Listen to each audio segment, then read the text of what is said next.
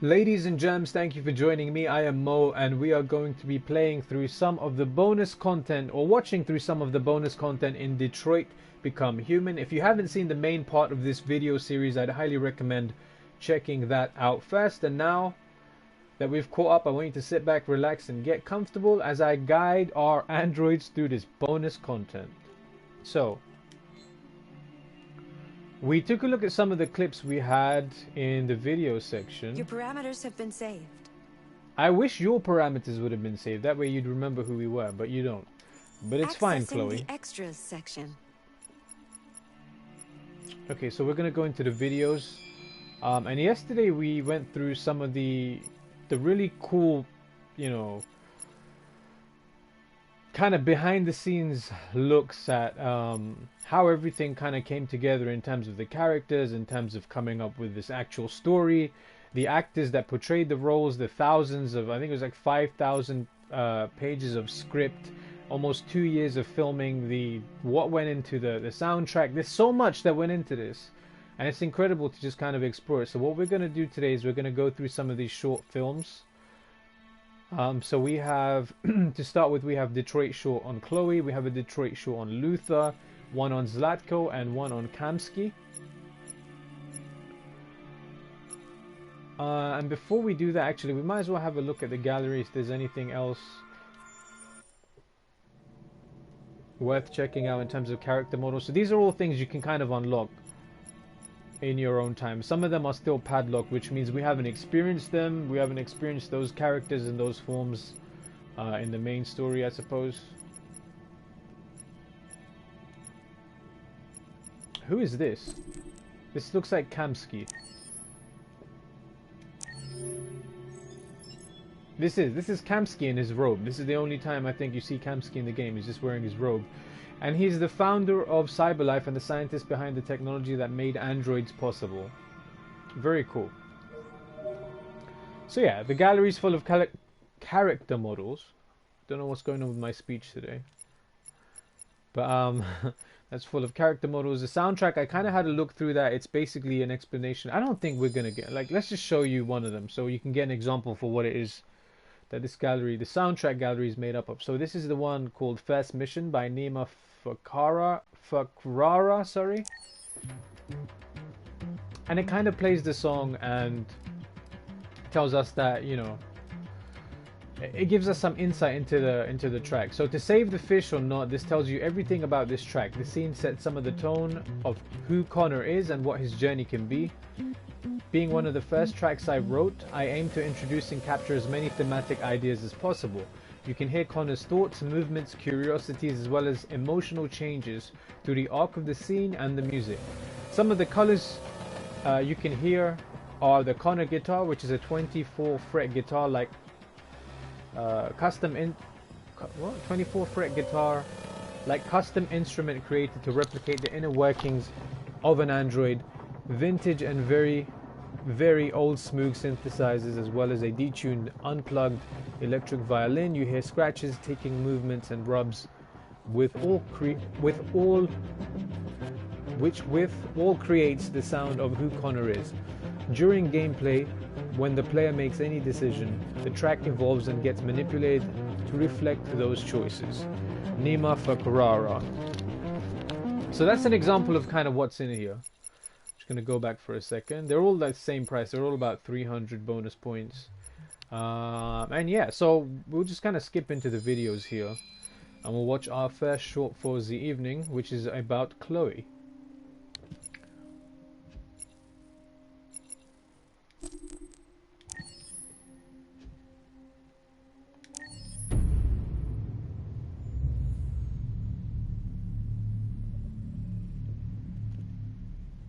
For starters, what should I call you? I'm Chloe. And you, what's your name? Oh, John. My name is John. Delighted to meet you, John. Could you tell us a little about yourself and what you can do, Chloe? Of course. I'm the first personal assistant built by CyberLife. I take care of most everyday tasks like cooking, housework, or managing your appointments, for example. And I understand you're the first android to have passed the Turing test. Could you tell us a little more about that? I really didn't do much, you know. I just spoke with a few humans to see if they could tell the difference between me and a real person. It was a really interesting experience. But this is the first time in history that man has created a machine more intelligent than himself. I gather your brain can perform several billion operations per second. Is that right? Absolutely, but I only exist thanks to the intelligence of the humans who designed me. And, you know, they have something I could never have. Really? And what's that? A soul.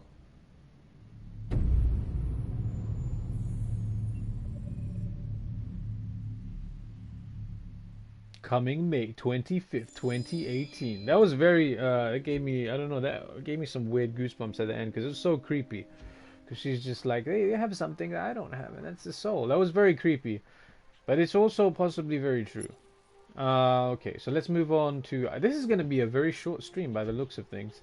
So let's move over to Detroit, or short video clip if you're watching on the YouTube in the year 2038. Tell us if the world... Leave a comment below. If you're watching this and the year is 2038 and YouTube is still a thing and you're watching this video, I want you to look outside. Especially if you live in Detroit, I want you to look outside right now, and I want you to look back at this YouTube video, and I want you to look outside again. And then I want you to determine how close or how accurate they were in their depiction of a future Detroit, and if androids are a thing.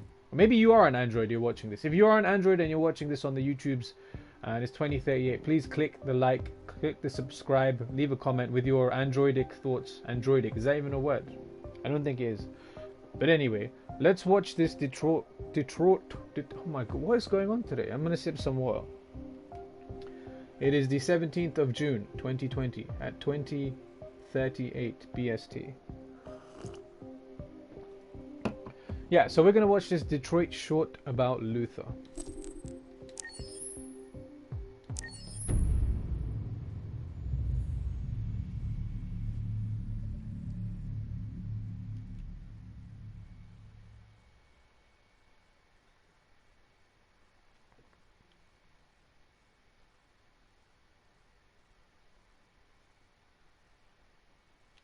Hold on, just a little while longer. Hold on, just a little while longer. Hold on, just a little while longer. Everything will be alright. Everything will be alright. Fight on just a little while longer. Fight on just a little while longer. Fight on just a little while longer. Everything will be alright. Everything will be alright. We will sing on just a little while longer. Sing on just a little while longer. Sing on just a little while longer. Everything will be alright.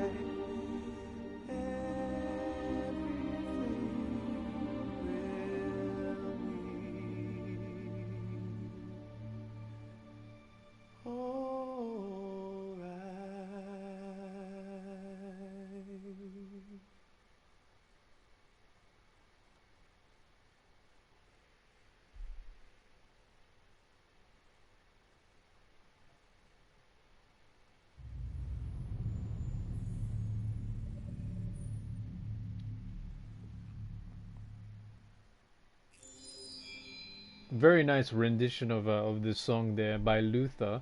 But what's strange is that obviously in the main game, when you're at the end and if you have the public opinion high enough, you can choose to sing, and that's the song that Marcus sings. So it was strange to hear the exact same voice come out of both Luther and Marcus. But maybe this was before the game, or maybe before it was kind of finalized. Still very cool to see.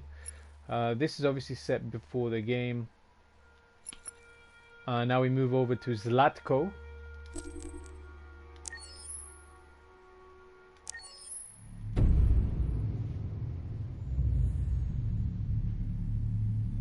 Yeah, before the story of the game.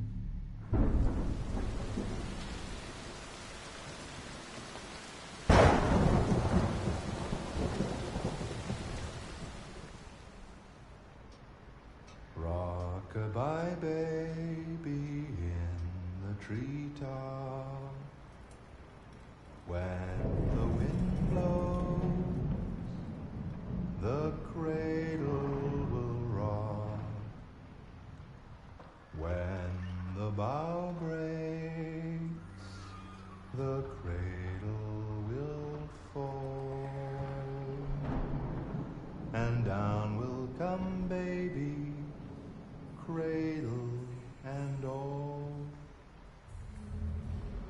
Rock-a-bye baby in the treetop, when the wind blows, the cradle will rock.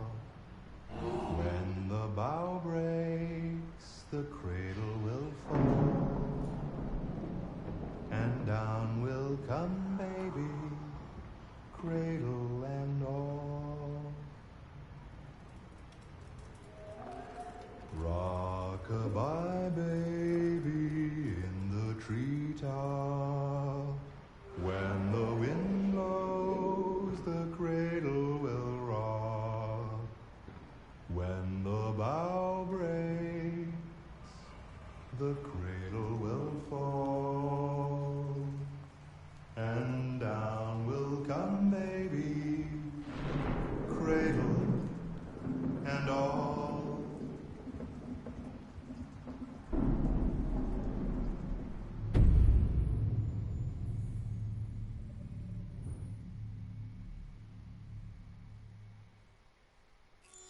Very nice. So there's some of the things I'm seeing. There's little snippets and bits and pieces that are making me think it would have been cool to have seen this before the game. But at the same time, I'm like, this is cool seeing. It's good either way. But I think it would have had more of an impact within the game if I would have seen some of these things beforehand. Because then it's like, oh, I've seen this in the teaser, or I kind of already knew this, if that makes sense. But let's end with Detroit Short Kamsky. So this is about Elijah Kamsky, the man who was the CEO of CyberLife, the man where all of this began.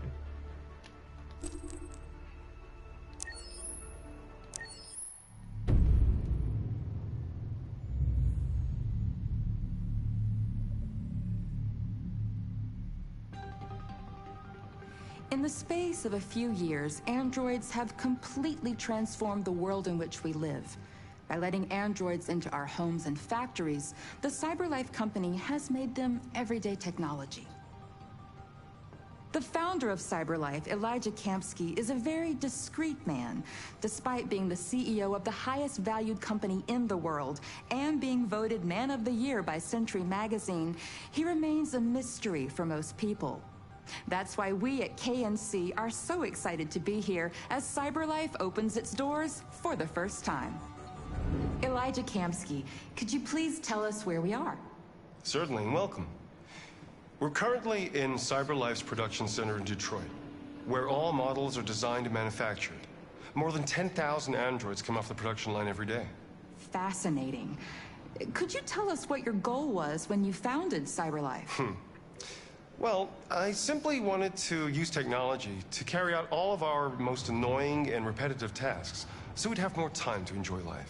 I imagine you must have faced many challenges. Yes, there were technical challenges, But the hardest thing was to design an object that we would want to welcome into our homes. We had to imagine a machine in our own image that resembles us in every way, that moves, breathes, blinks like us, but yet is smarter and more capable than any human being. Let me show you around. We're here in Production Unit 4. Could you explain in a few words how the androids are made? Sure, yeah, it's very simple. We use machines to manufacture machines. The removable parts are assembled on a production line, and then we apply a synthetic skin to the whole body. A human operator checks the cognitive abilities with a pre-established protocol, and finally, the android is conditioned and sent out throughout the country. Here's the result. Say something. Hello, I am a RZ400 model. How can I be of service? You can go now.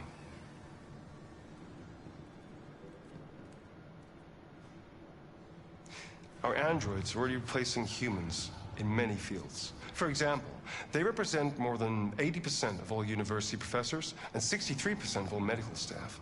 Tomorrow they'll replace our soldiers, and who knows, maybe one day, our leaders, to make the best decisions in humanity's interest. Come on. Replacing humans with machines has led to record unemployment of 28%. What do you think about the situation? Okay. The first steam engines also caused an increase in unemployment. But no one today would imagine turning back the clock. Artificial intelligence makes everyday lives easier. Nothing can stop progress. What's happening here is inevitable. These days, more and more people choose to live with an android rather than another human being. Does this development worry you?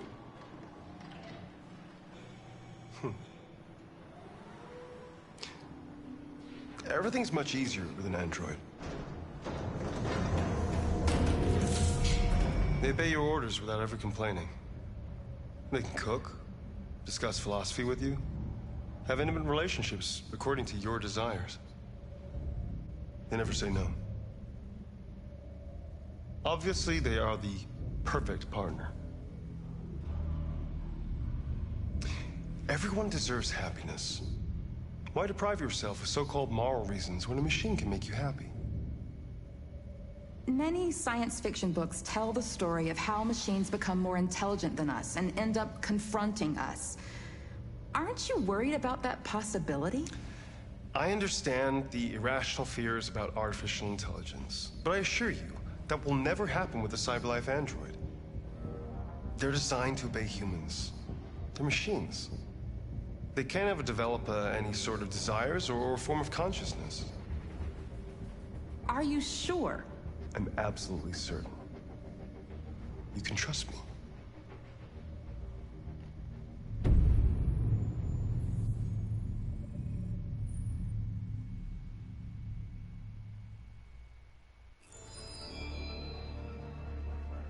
Okay, so those were our 4 short videos from the bonus section of Detroit Become Human, and this has been one hell of a YouTube journey. Thank you for watching along for this entire video series. And if you're watching on the YouTube, I want you to know that I'm moving along the path towards 100 subscribers, so I ask, would you kindly subscribe and hit the notification bell on YouTube, and if you liked what you saw, click me a thumbs up. And hey, whilst you're doing all that, you might as well leave a comment with your thoughts below. I'd love to hear from you, and be sure to check out the notes in the description of this video. I look forward to you joining me again.